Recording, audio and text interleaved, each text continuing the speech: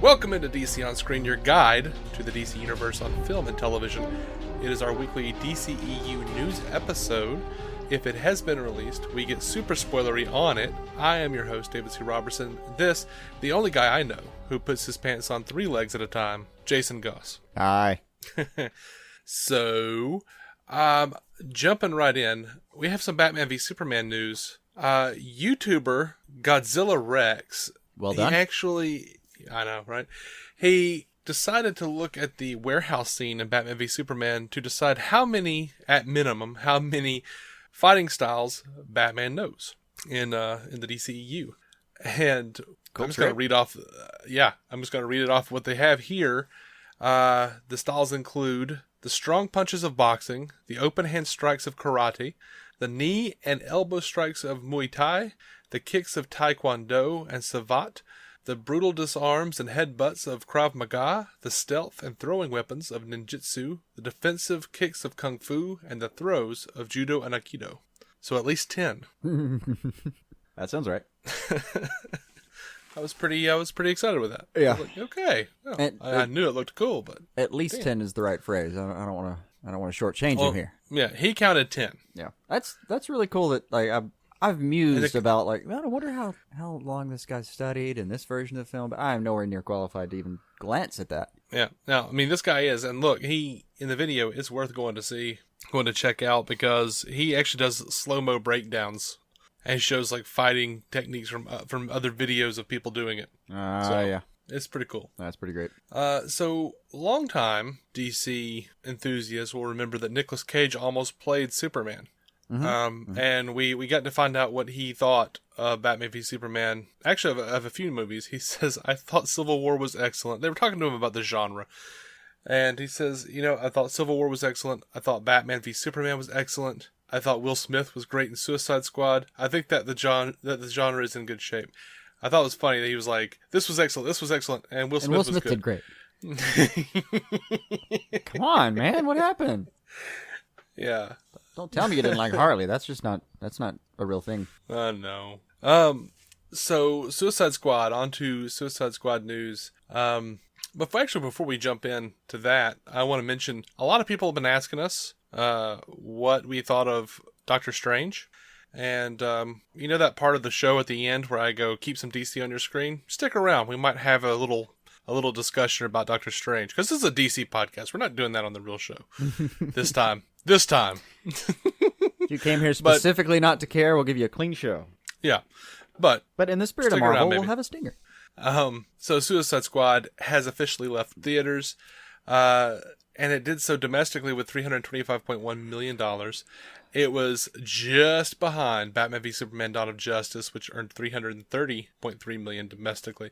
Worldwide, Suicide Squad made $745.5 million. Mm-hmm. Batman v Superman made $873.2 million. Now, keep in mind, though, BVS had China. Suicide Squad did not. Yeah, so that would have been like $100 million. It would have been a real tight race between the two, but not chump change either way. That film did okay. Yeah.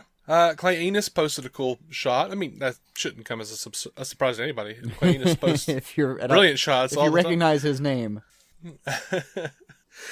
He posted a shot of, it wasn't a great shot. It was a good shot. But I think he felt like he had to mention why. He was like, sometimes I struggle to get the shot. It's a movie first, a still photo second. So it looked very behind the scenes. You could see some equipment. It's like a Joker sitting in his car in Suicide Squad, but you could see like equipment and stuff sitting around. Collider did a little behind the scenes Suicide Squad thing with Jared Leto, and Leto explained how he got into portraying the Joker. And he says this role has always been interpreted so beautifully. So then there's the other side. What else can you uncover? What other parts of this story or this life? What can you do that hasn't been done? That side of me that likes exploration, that likes adventure, that likes to push the envelope, that was set on fire immediately. I knew that I was going to have to dive really deep and go to a place that I've never gone before. It makes me really want to watch the Suicide Squad extended cut, which we're going to get to do tomorrow. Yeah. And we'll have a review on probably Thursday morning. But they've even released some more TV spots with extra footage of him. So I'm interested to see, because I still feel like I could be okay never seeing him again as far as like another movie. I'd like to like be on one side or the other. Like I would love to see him again, but I'd be okay not seeing him again. I'd like to skid off that fence. Mm-hmm. But I didn't feel like Suicide Squad gave us quite enough for me to judge. So I sent you this, and I've posted this several times in the timeline over this week. Mm-hmm. Some beautiful person, Mm-hmm. put the 1975 theme song into edits of Gal Gadot playing Wonder Woman. Yep, I saw that. It's kind of striking how well it works too. Mm-hmm. Like if they tweaked it just a little, not even much, just a little, man, this could be like a 70s retro piece. Mm-hmm. I could dig it. I mean, I already dig it, but It's actually one thing. I really was surprised, and it was pretty great. Yeah, it was amazing. I meant to mention this last week. It was on the show notes for last week, and I did not even mention it, so here it goes. Gal Gadot was doing an interview with an Israeli talk show called Good Night with Guy Pines. There's this interview. It's in Hebrew. It was translated, but the reporter was asking her about Wonder Woman being possibly bisexual in a sequel, and Gal Gadot said she had an actress in mind. She said, "I saw her the other day, Halle Berry. She's so beautiful. Wow, she's gorgeous. So, yeah, I could do it with her." That's pretty specific. That's pretty specific. Yeah. And I don't agree with Gal Gadot. Look, beautiful lady, great accent, great voice. You know what? She did a really good job as Wonder Woman, and has so far done a really good job that I could see. But you know what? I'm not comfortable bringing Halle Berry anywhere near another comic book property. You've been hurt before. X-Men. We got X-Men, we got Catwoman. Yeah. For some reason, when you put the idea that it's a comic book movie in her head, she can't act. Yeah. The lady has an Oscar, but she can't act if you tell her it's a comic book movie. Right. So,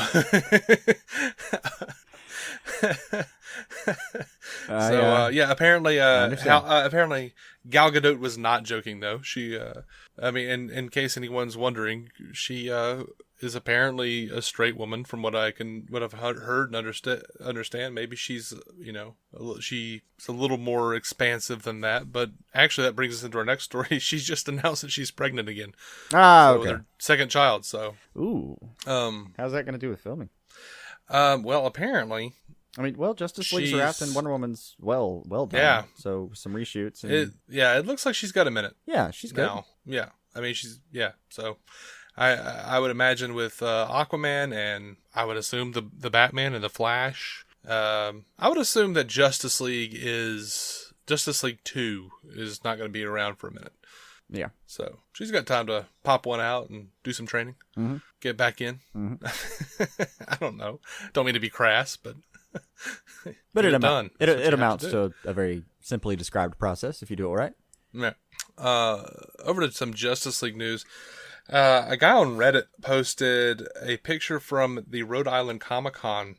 They had the Ray Fisher booth, and it had a Justice League banner, and it had the Justice League font, and the background was gorgeous cloudy sky with like the sun shining through it, and that was kind of cool. It looks very, very, very sunnily dispositioned, guys. It looks very optimistic and hopeful. So yeah, I mean, guess you're getting what you want. I don't know. People were afraid that they were going to get new images from the Justice League, and it was going to look like the Gotham intro. Right. But Ray Fisher also had Cyborg posters. The posters that you've seen with the entire Justice League, including Superman standing there. Mm-hmm. It's just that, but it's just Cyborg. But same beautifully hued cloud sky. Mm-hmm. Let's see, I'm good either way because I love the dark shit. And in our DCTV segment, or I guess it's an episode now. Mm-hmm. I'm going to be talking about Justice League Action, and that shit looks hilarious and wonderful. And I can go either way on tone. Right. I'm bitonal. Right. So I've already seen a lot of people pissed off about like Justice League Action. Like, it's stupid looking. I'm like, no, it looks amazing. Shut up. Everything is great. So Kiersey Clemons, our new DCEU Iris West, posted a picture of herself holding a wig in a Ziploc bag. Awesome. And written on the Ziploc bag, it said Iris. She said, "I've never named a wig before. This one's Iris." Hashtag Ziploc it. Ziploc isn't endorsing me, by the way, but they should. Right. By the way, this girl, I don't know what her deal is. Every time I see her, she looks like she's wearing something from the early episodes of The Cosby Show. Really? Like, she just looks like she's in, like, the 1990s. Nice. Like, I don't know. But this picture, she didn't disappoint. She was wearing some sort of awful overall shorts things. Oh, it's And I had a flashback to to watching television in the 90s, and I went, oh no. Yeah, all that stuff's coming back around, Dave. Just brace yourself. I know. It's so hard. I've Why? seen the little signs here and there and thought, ooh, I know what I'm in for. Yeah, I remember like 5-6 years ago going into a Target and seeing everything and went, oh God, the 80s are back. Right. And now I recently went into Target and went, oh man, it's the 90s. Yeah, it just cycles.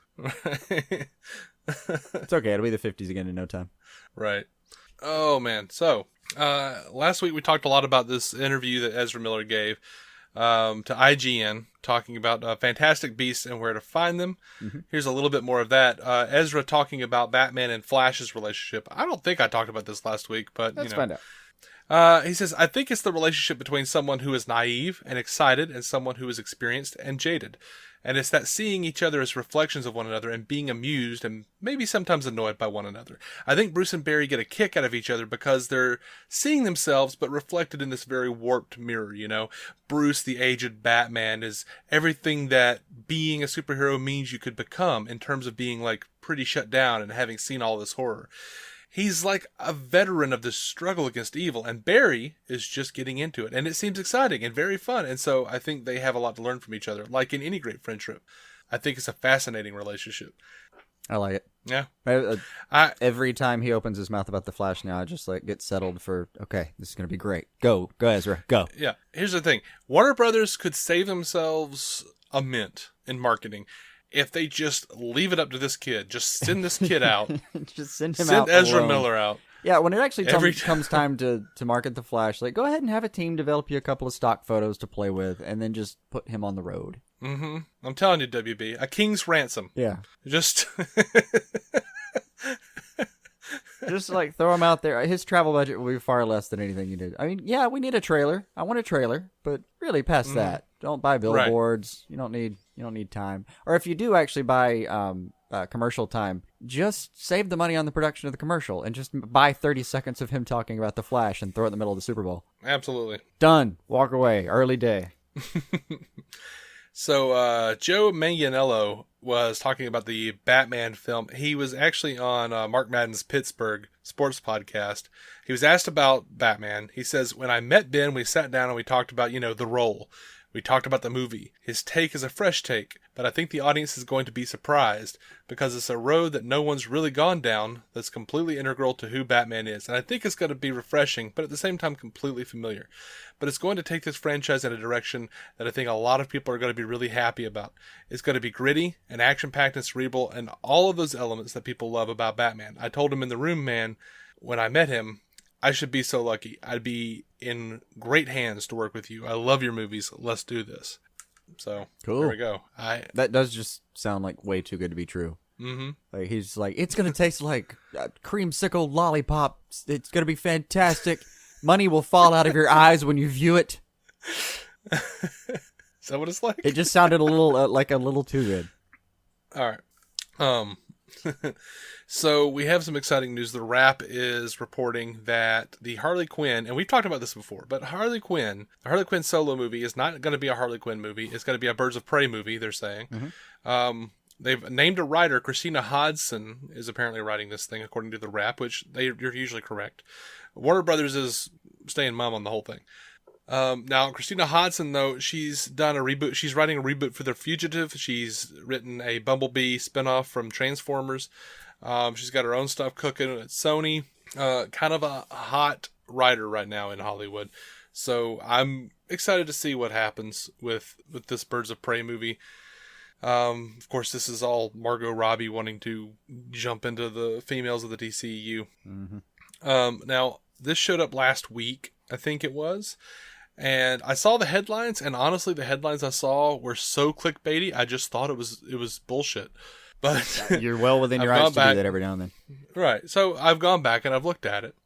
And I was like, I think I'm going to actually include this. And the Suicide Squad cast included it. Tim did it. And I was like, well, hell, sure, why not? Let's talk about Go down together. So, right. Still, there's no sources. So, there's no legitimate source here. Like, it's just a guy this guy knows. So, we're talking about Snapper Carr would, like, get down our throats for reporting this. Absolutely. But anyway, there's a guy named Neil Turitz. He's a writer. He's a filmmaker, and he was writing a tracking board column, and he claims that he was wondering about the loss of Rick Famuyiwa on The Flash, and he contacted his friend, or a contact that he has at WB, who's privy to the inner workings of the DCEU, to see what the mindset over there was in regards to The Flash. Here's what the contact said. Sorry, we were too busy laughing about all the money we made on Suicide Squad to worry too much about this latest turn of events with a movie that isn't as high on our list of important project. I mean, it's not like it's Aquaman. Oh, wow. And he wasn't joking. Like Turitz thought he was joking. And then as he talked to him, he was like, no, he's being serious. Like, they consider the Aquaman movie to be like a groundbreaker. James Wan is the director, and he's a huge director. Yeah. Like, James Wan is heavily sought after. Yeah. Rick Famuyiwa is not. Like, he is well known for doing independent movies and doing a very specific kind of movie, but he's not huge like James Wan. He's just not. The Flash is already doing really well on television, so doesn't really carry the same weight as Aquaman. No, and they've got... The Flash already has a presence right now. Like, Grant Gustin saved them a lot of money. Absolutely. And they're even talking about, like, they're even thinking about moving Aquaman out of its March 2018 release slot and moving it up into July, like, to take the Flash's place. Wow. Which wouldn't be the worst idea ever. I mean... Yeah, oh yeah.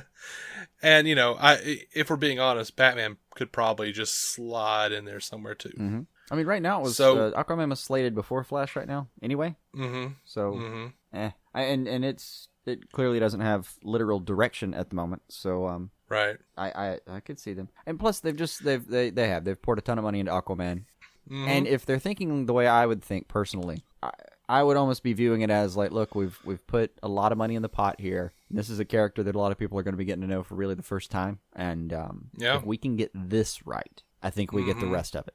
Plus, if Aquaman, a character who's been universally, joked about, I mean, if they can make him badass, if they can pull that guy out of the collective joke pile, and actually make something substantial with him, I feel like they're gonna feel more confident about the rest of the franchise. Like then we might get a Green Lantern casting finally. Now, I mean, Ezra Miller though says we don't know right now who the director will be, but I think we'll start this year. It's coming up pretty quick on The Flash, but they still might make it and slide it in somewhere. But Neil Turitz was saying though that Warner Brothers says that they're actually feeling good for the first time in a while about Justice League and about the DCEU and the whole. He says they say Justice League looks dynamite and is totally different from anything Zack Snyder's ever done. They're really excited about Patty Jenkins' Wonder Woman because they say it looks amazing. They said the Justice League, I did laugh at this, apparently has, how do they put it? Let me see. Reasonably coherent story. What? That is not inspiring. I know. Wow. Okay. All right. I mean, you were waiting for him to say, like, the story's great. Something like that, not reasonably coherent. Right. But, I mean, going back to what Kevin Tsujihara was saying that we talked about last week, the thing that really makes me confident is that I've seen Wonder Woman and it's great. That seems to be across the board. People are saying this now. Which they said that about BVS, and they said, just cut out 30 minutes. Yeah. We saw how that worked out. Right. But they did. This guy confirms that, and again, unnamed source, but he confirmed that everybody panicked at Warner Brothers after BVS didn't do the business that they were hoping it would do, and it was killed by critics. He did say that it did lead, BVS's critical failure led to them promoting Jeff Johns and John Berg, but it looks like Jeff Johns is more there for geek cred, and John Berg is the cat they're actually really on board with, which is cute. But Berg, Berg is like the guy that everyone loves over there, and he, oversaw the Nolan Batman movies, which I'm sure they still believe was good. Yeah. Well, they were really successful. You know, they were very successful and highly regarded among critics. Good movies in it. Mm-hmm. So, I'm hoping Jeff Johns has a little bit more to do with it than what this guy is kind of implying. If all he's there for every now and then is to say, these are the kinds of stories that work for these characters, and this is where you need to keep your focus on this character, because this is what people love about him. Honestly, as long as he's, co-writing and kind of coming in and just telling them, like, no, you're wrong about the essence of this character. Yeah. Do this. I'm good. Then we've got to win. So, anyway, they did. Let's see. He says, I'm paraphrasing. They're talking about Zack Snyder. Let's see. Yeah, totally different from anything Snyder's done before, and in fact reasonably coherent as a movie. It's a welcome change from a director who is not universally loved within the company, where many see him as, and again, I'm paraphrasing, a guy who got lucky with a popcorn movie on a couple of weekends in March of 2007 and hasn't made a single good film since. Everything he touches turns to dust. Seriously, go watch Sucker Punch again, I dare you. And yet, the powers that be thought it was a good idea to give him the keys to the car, which he then just about drove into a bridge embankment. Wow. That's pretty rough, right? This is some honest shit right here. Right, this is somebody pulled the gloves off. Yeah, and again, unnamed source. Yeah. But that was from Turrets. Good Lord. So and there are a lot of people that are that probably agree with him. Sure. Like I don't like we have a lot of followers on Twitter who are all about Zack Snyder. I like Zack Snyder's movies. They're enjoyable. Yeah, for the most, I will admit, for the most part, you and I sat and watched the Ultimate Edition of Watchmen, and I said, why can't this man be in charge of Justice League? You did, didn't you? Those words came out of my mouth. And then a very pretty film. It is, and I really liked Watchmen. And then I saw Man of Steel and I said, why can't this man make a movie that's not behind an Instagram filter? Right.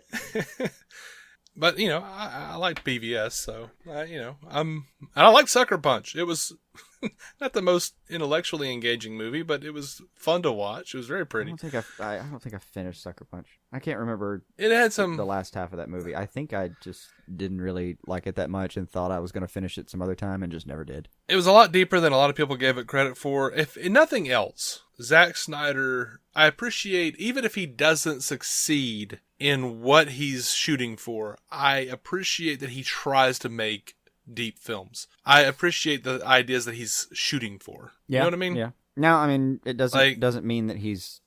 I like that he's trying, but it doesn't mean that philosophically I've agreed with him on a few occasions. And the one thing I've got to give the cat is he makes pretty films. It's just... Yeah, and, I watched Sucker Punch and I thought, that was a really pretty film. It looked really cool, and I really liked the idea behind it. The execution isn't always perfect. It's never perfect, but yeah. We're all people. But, it's... I don't know. I mean, how are you giving Sucker Punch shit when you claim to love Donnie Darko? That's what that's what I'm asking people. Like, Sucker Punch is just as good as Donnie Darko. Neither one of them make any damn sense. Yeah. But they're cool movies. If you don't think hard about them. I'm going to agree with you. Or at all about them. Anyway, moving on. We haven't had a lot of news about Sandman. No, I forget it's out there most of the time. Yeah. So, apparently the screenwriter for Sandman hopes to be fired.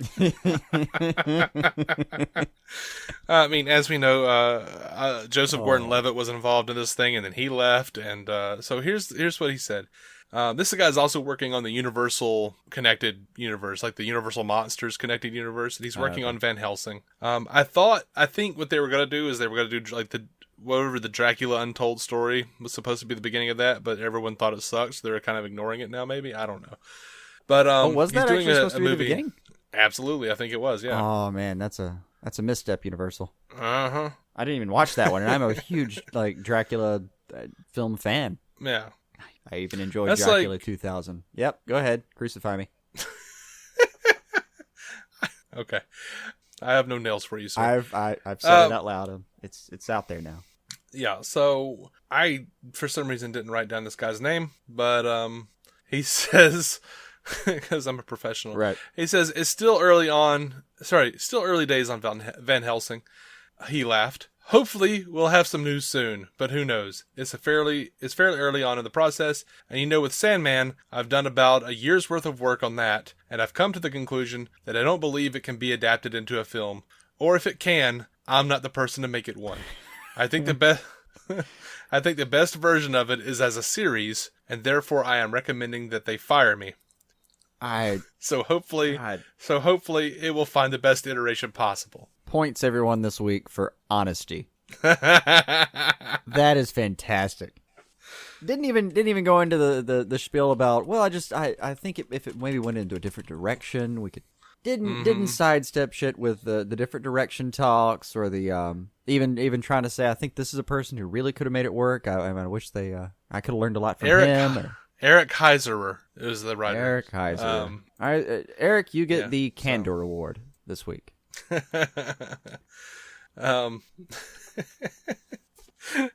don't know why, but I mean I know why. It was the candor. Yeah. That made me laugh so hard when I read it. I was just like, holy shit. This is the most honest thing I've seen out of anyone in Hollywood in a while. And also, if Warner Brothers knew what they were doing, they would immediately go, oh shit, he's right. Do you want to showrun the HBO series? Right. Because that's the best idea anybody's ever had. Right. I mean, we've already got some gaming over on Stars, I think, don't we? I think so, yeah. American Gods is going to be hanging out over there. Let's turn Stars into the gaming network. Mm-hmm. Go ahead. Someone tell me it's a bad idea for Neil Gaiman's products to have an entire network. Go ahead. Well, I don't want him to have an entire network unless he comes over and starts like an entire night on Ash a Evil network. Dead. Yeah. Okay. I'd be okay if Neil Gaiman actually started writing some for Ash vs. Evil Wouldn't Dead. you? Right? All right. So, we got another review. That's it for the news, by the way. Oh. We got another review for our giveaway. If you guys don't know what the giveaway is, if you write a 5-star written review and it has to be a written review, otherwise we can't see who you are. So 5-star written review on iTunes, you will be entered into a giveaway. The giveaway is this: a free DC trade paperback, Blu-ray or DVD of your choice, $15 or under. 1 in 10 win. So, number 7 on giveaway number 3. We've done this twice before now. Mm-hmm. The new review is from EdRom41. He says, great DC podcast. I found this podcast through Suicide Squadcast and have enjoyed it since. Just like Tim and Scott on Squadcast, Dave and Jason are very enthusiastic about the DC properties and do a good job on reporting on them. And I like that they also review the DC shows episode by episode. I like that you said that, man, because, I've been wondering how many people actually really dug that. Yeah. I'm serious. I'm being serious. Like, I'm always wondering about, changing up the show and seeing what people like. Right. Anyway, he continues.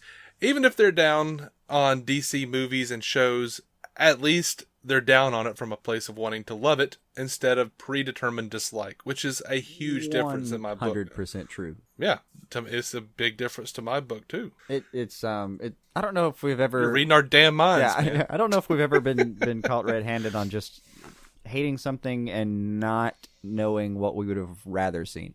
Usually if we don't like something, it's either based on if it's execution style, that's one thing. If something was just a little lame, what are you going to do? But we're the assholes who actually say it. So but when they do something to a character, I don't know, is there a time we've ever said we didn't like what they did with this character and not said afterward, here's what we would prefer? I think there are, but I think we were tired and we didn't have an idea of what we actually wanted. Well, I don't know. If it's happened, it's just been like we didn't get around to saying it. But that's where we come from. We have things we love about these characters. Yeah. As for coming to something with coming at it with a predetermined dislike, I would say the only thing I've come to with that is Lucifer, and they've won me over a few times. Like, this season, they've actually done, the thing is, I already knew that they weren't doing, I didn't want a procedural out of that Neil Gaiman might carry property. Right. I just didn't. Right. But, they've thrown in some things. Now, I mean, by and large, it's been a procedural and exactly what I didn't want. But, not this last episode, but the 2 episodes before were actually pretty damn good. Yeah. And I would love to see more about the celestial aspects of the show. So, I don't want to try. I didn't want to dislike it in a predetermined fashion, but I kind of did. But, I'm open to moving on past that. And I'm happy to be wrong anytime the occasion calls for it. So I kind of went into Supergirl thinking I might not like it. We both did. We were pretty sure this wasn't going to work out, and then hold on. I cracked jokes on it. We both did. I don't know about you, man. I like watching girly shows a lot of times, so I was still okay with it. I was like, oh, all right, well, I'll see if Kara winds up in a karaoke bar. I mean, it's gonna be dumb, but I kind of I was watching it. I had the best of hopes. I'm like, well, maybe this is going to be kind of like a show that me and the wife can actually sit and watch, because she doesn't watch a lot of the shit. She likes The Flash and Supergirl because The Flash is just kind of universally good, and Supergirl's Supergirl, and it has a very similar tone to Flash. There's a reason they got the crossover for Supergirl first. But yeah, I had hope, but I'd seen the trailer coming up, and I'd seen a couple. I just, some of the evidence didn't seem to be holding up, but I was still hopeful. And sure enough, I mean, God, that show makes me weep now. I honestly, on Monday nights, I try to watch everything from Monday night somewhere midweek, so I can get in the rest of the stuff as we go. And I watch Gotham, Lucifer, then Supergirl. And Supergirl's what I reward myself with if I make it through Lucifer. Gotham most of the time is pretty good, and I'm at least looking forward to something they're going to do that week. And then Lucifer, if I make it through that, I can watch Supergirl. Yeah, but yeah, Lucifer is my show that it's okay, well, I need to eat dinner, so it's the hump show and not take notes. Time to eat dinner and not take notes.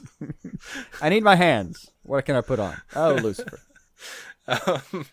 But yeah, and still, a perfectly delightful show. My only real hang-up with it is that it's a procedural. I mean, I've got other hang-ups, but... No, it's the best example of what he was talking about. We've gone on for a while about this, I guess. But it's a show that, we do find charming and delightful at times, and even borders on being good some episodes, but it just, we wanted a little bit more. So that's where the hate's coming from. Yeah. So anyway, EdRob41 continues. He says, to sum up, I enjoyed the podcast. Keep doing what you're doing, guys. Thank you, dude. Thank you so much. Or guy. I guess I thought it was a guy at first because it said EdRob. It might be a girl. I don't know. Demographically speaking, I'm pretty sure it's a guy. Just based on our numbers on what I see. It would probably... we get rudimentary numbers on that divide, and it's a good guess. Just blindfolded, I'd guess. Yeah. All right, so it's like a girl every couple hundred guys, really. It really is pretty skewed statistically. Sorry if I made a rash presumption. Right. Anyway, be like EdRob41, guys. Go and give us 5-star written reviews and be entered in, because now he or she might actually get something. A trade paperback or a Blu-ray or a DVD valued at $15 or under. And you know what? A lot of times, if you give us a good enough reason, we might be tempted to go over that amount. I don't know, but just saying. We're reasonable people. It's not unprecedented. We got to get out of here, and we'll be coming right back though with our DCTV episode. And actually, we're probably gonna do like a little Doctor Strange. Do a quick talk. We'll do a quick stinger. We'll do a quick talk. Yeah. So, guys, we are DC on Screen. You can find every episode DCOnScreen.com. We've beaten the 2,000 follower mark on Twitter. Yes. We're about halfway to 21,000 on Facebook. So, guys, come follow us. Taking over the world. Or if you want to, Google Plus. We have like 10 followers on Google Plus, and I'm pretty sure they've never been on Google Plus. I have not seen a Google Plus account in some time. Whole nother rant. I'm pretty sure the 10 followers we have on Google Plus were just created by Google Plus. Yeah, they're all Toms. I'm not even sure. Anyway, we're proud members of the Giant Sus Team Up Network, GiantSusTeamUp.com for the Marvel Cinematic Universe podcast and Panel by Panel and Breaking the Panel and all the great shows on there. Like I said, Doctor Strange coming up after this little thing right here, where where I say, until next time, guys, keep some DC on your screen.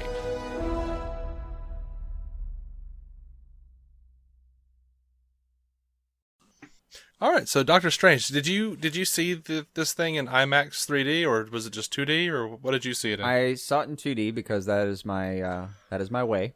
I've tried the 3D thing a couple times, just doesn't. I haven't adjusted to it. I'm not like opposed to it arbitrarily. It's just I would rather see the film in 2D. This is the exception where I got out of that and went, oh man, I should have watched that in 3D.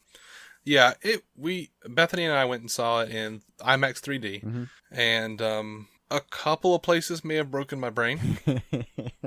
It wasn't at all like as just mind bending as they played it up to be, as everyone else played it up to be. Like, oh, you have to see this on the thing. Yeah, it looked sharp, man. It looked good. I mean, if I it was still get a few incredibly bucks in a few distracting. hours, I might actually, because I've already seen the movie now, I can't be distracted from the story. I might actually go check this one out again in 3D. I would say it was worth it because it is a lot of fun in 3D, IMAX 3D. Yeah, and absolutely. I don't have like a 3D Blu-ray at home or something. This isn't going to happen once it leaves the theaters, so I might as well hit it up. Right. And I absolutely have to stress that. Don't go for big D, go for IMAX 3D. Yeah.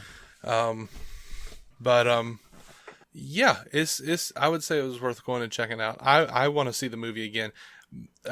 Dude, Cumberbatch, awesome. Knew he was going to be awesome. And great American accent. Great American accent. My only issue, and I'm not sure if it was me, I'm not sure if it was my ear or not, but every once in a while I heard the British accent and I went, Yeah, I know, and I was listening to it because I was just being that guy. I was listening for it, and they're really in an entire film like 2 times where I almost could tell, and it was only because I already knew. I mean, it was because I was sitting there like listening for it. Yeah, and I think it was just for me. It was. I've seen every Sherlock except for like the Victorian era one that I need to come back and watch. And I mean, I've seen the cat do Star Trek Into Darkness. I've seen him do a bunch of movies actually. Yeah, I mean he's out there.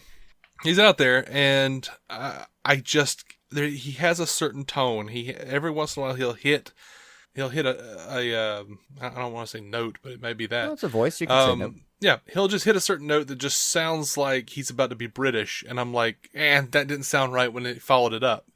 But it just made me feel like I knew he was British, even though I know he's British. Yeah. Anyway, he did a great job anyway, and as always, Tilda Swinton did a phenomenal job. I honestly, I don't know anyone in the film that I didn't think did a great job. This was a great fucking movie. Oh my god! And I don't know this dude's name. I know it. I can see the name in my head, but I don't know how to pronounce the name, so I'm not even going to try. But the freaking operative from Serenity, man. Yeah, that guy. Mordor or whatever his name was. Mordo. And sorry. We're gonna get more Mordor. Mordo. Yeah. Oh my gosh. Now, one thing I really liked about him, by the way, he's setting up to be a really cool. We already mentioned that we're spoiler free. That goes into this too. So, I mean, we're spoiler full. Just in case. Spoiler full. Yeah. Okay, Mordo, man, this might actually fix the villain problem in Marvel for a sequel to Doctor Strange, because I really enjoyed seeing how he got to the place he is at the end, where he's like, there are too many sorcerers. Okay, cool, badass. Now, that doesn't save this film, though, from having the same Marvel problem, I felt like. Bad villains. Like Mads Mikkelsen, awesome. Great actor, did a great job. I have no idea why he's a bad guy. I have no idea what brought him to this point. They could have used about 10 minutes of exposition of him and, what's her name? Yeah, I don't know why he got to the point where he decided that he was, I mean, maybe it's just like the age-old, like, classic, human beings want to be immortal. Yeah, the classic power trip. The funniest part to me about that was it didn't take away at all. I mean, I enjoyed the trip, and most of all, I enjoyed watching him become Doctor Strange through the course of the film. They did a seamless job of just, he gets into this wild outfit with these amazing powers, and it all feels very natural. Like he's just in a fight, and the jacket follows him. No big deal. Whatever. Yeah. What are we even talking about? Well, it's a fickle beast, but look, if anything, I felt like it was a little rushed. Like, I felt like it was a little too rushed. Like, I would have liked to have seen, because it's like, he's just like, teach me. And then, like, he's having trouble, and she sends him to Everest, and he sling rings his way back. Yeah. And then, like, the next scene is like, you've been doing a lot of studying on your own. And he's like, that's right, and I have a goatee now. Yeah.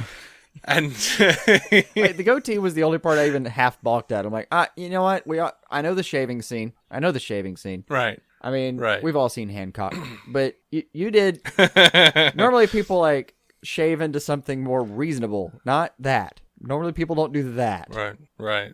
And I'm like, look, man, he's got crippled hands, and he can make that kind of goatee. I can't make that kind of goatee. Getting better. And I have normal hands. But he was a surgeon, so yeah, his bad hands are surgeon. probably better than our good hands. Right. Like the last time you saw something like falling off a counter and you caught it and you were so proud of yourself. Right. I mean, in theory, he would have laughed at you and said, "I could have caught it with 2 fingers." Yeah, I could have caught it with a pair of tweezers. Anyway, so yeah, I enjoyed the movie. I really loved it. I really loved it. I do agree. We still have the same thing where like they didn't expound our villain too much, and then at the end, we kind of meet the real villain, and the Dread Dormammu. Yeah, and which he didn't look anything like he'd ever looked in the comics. That I remember. He looked fantasy. It was weird. I kept wondering if they were like trying to throw me a hint, but he just kept looking kind of purplish and wrinkled in the middle. Yeah, which in the comics he had like a flame face. I kind of could have dug that a little bit more, but he was cool. What the scene itself, the Dormammu I've come to negotiate was just fantastic. I've come to bargain. There we go. I'm gonna have to warn Chris White, our buddy Chris White, because he was like, oh, how was it? I was kind of gave him a brief idea of what I thought, and he was like, yeah, I saw somebody talking, like I was watching Jeremy Johns, who's this amazing reviewer on YouTube. He's a lot of fun. And he's like, I was watching him as his spoiler-free review, and like I kind of looked down around the comments, and like this person just kept saying over and over again, Dormammu, I've come to bargain. And he just kept saying the same line over and over. He was like, I get it, dude. Quit trolling. And I just laughed, and I'm like, I didn't want to say it. I didn't like, that's the joke, man. That's the joke. Wait for it. Wait for it, Chris. This is all going to come together for you, man. I haven't seen that review yet. I didn't read those comments, but he told me about it. I laughed really hard in my head. I was just like, oh God, that's awesome. I will say that didn't really make any sense to me. Any of that, like the time loop didn't make a lot of sense to me. I thought that made perfect sense. How could he turn back time? How could he? I mean, I know did he just set it to a loop? Is that what happened? Yeah, that little device before gives him the ability to pretty much create a loop. That's why he gets this huge warning about don't fuck with that thing. You can create a time loop you never get out of. So that's the Chekhov's gun. They use it later, and he's Right. I just was sort of like, yeah, well, that makes sense though. That does make sense. Watching everything come together, that final climactic battle, watching everything come together in reverse was just one of the coolest things I've actually seen on film. Mm-hmm. I mean, that was great. Mm-hmm. Yeah, but yeah, I mean, it was cool. A lot of great action. I actually enjoy Wong a fair amount. Yeah. I'd love to see him again. Yeah. And the score, man, was that Michael Giacchino? I have no idea who it was, but I want to congratulate them. I want to say that was Michael Giacchino. It sounded like him. Like, this is the guy that did Lost. He did the Star Trek movie, the new Star Trek movies. He did Up. He's done a bunch of stuff. He's the bastard who made me cry up. Probably. The music was most of what gets you on that thing. Yeah, that was him. Oh, dude, well done. I'm awesome. Well done. I had no idea that was him. I just heard it and I was like, dude, is that Michael Giacchino? I'm very proud of you. Like, yeah, he did Fringe, he did Lost, he did so much stuff. Great composer.